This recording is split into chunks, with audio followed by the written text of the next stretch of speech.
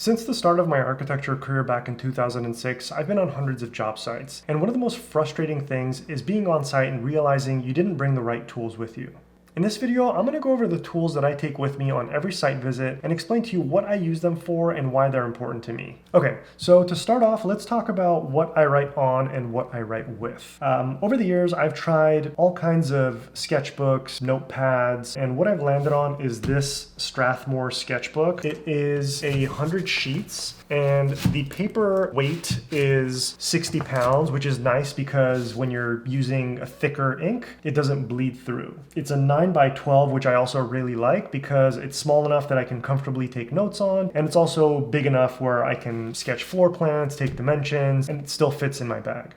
So these are the pens that I take with me on every site visit. I have 5 pens, 3 of them are black, 1 of them is a highlighter, and then I have this red pen with me as well. The 3 black pens are different thicknesses because then I can easily articulate line weights on floor plans and sketches if I need to. The thickest one is this Sharpie. The next one is this Pilot V-Ball. It's a 0.5, and then I have a Pilot G-Tech C3 that is 0.3. And then I have this red pen. It's a Pilot Precise V5. The reason why I carry a red pen with me is because I like to notate my dimensions with red ink so that it just pops a little bit better. If I do everything in black ink, things kind of get muddy and it's harder to read. And then I have a highlighter here. If I'm taking notes on a job site and the client says something that I want to remember, then I'll highlight it. So the next thing that I want to go over in my toolkit is what I use to take dimensions with. So I have this Stanley Fatmax 25-foot tape measure. The way that it works is basically you pull the tape measure out and then it just locks in place, and then you press this button to retract the tape measure back. The problem that I find with this is that if I'm going anything over like 10-15 feet, the locking mechanism is not strong enough and it slowly starts creeping, so I have to put my foot down on it to hold it in place to take the measurement, which is kind of an inconvenience. So at some point I will upgrade this, but for now it works.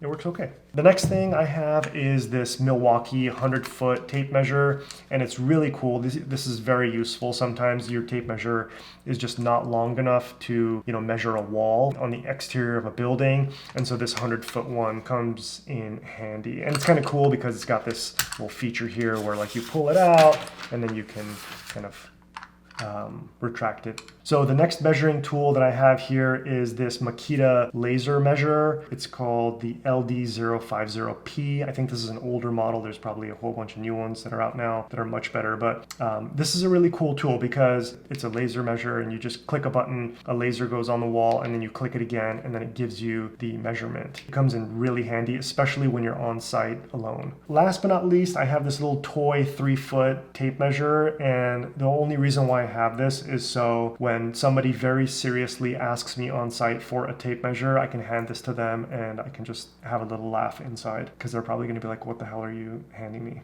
So that covers tools to measure with. So the next 3 items are this charger. It is a TG90. I don't even know if this is like an actual brand name, but having a charger, an external charger on site is critical because one of the other tools that I use is obviously my phone to take photographs, site photos. I've been on site and I've ran out of battery on my phone and it's not good. So having an external charger is critical. If your phone is low on battery, just plug it in and keep snapping photographs. So that's an essential. The next thing is business cards. Of course, I carry business cards with me. You never know who you're going to meet on site. Sometimes you'll meet consultants or contractors, and it's always good to have business cards to hand them out if needed. And then the next one is a flash drive. It's always good to have a flash drive. You never know if your client has documents on their computer that they want to share with you, and maybe they're too big to email. Just having a flash drive I've found is helpful in those situations. And last but not least is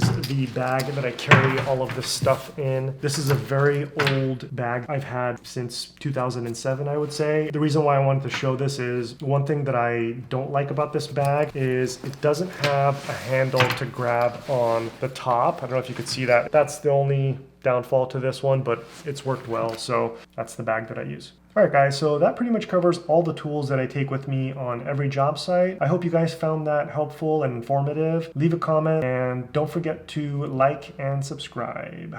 Okay, thanks. I'll see you in the next video. Bye-bye.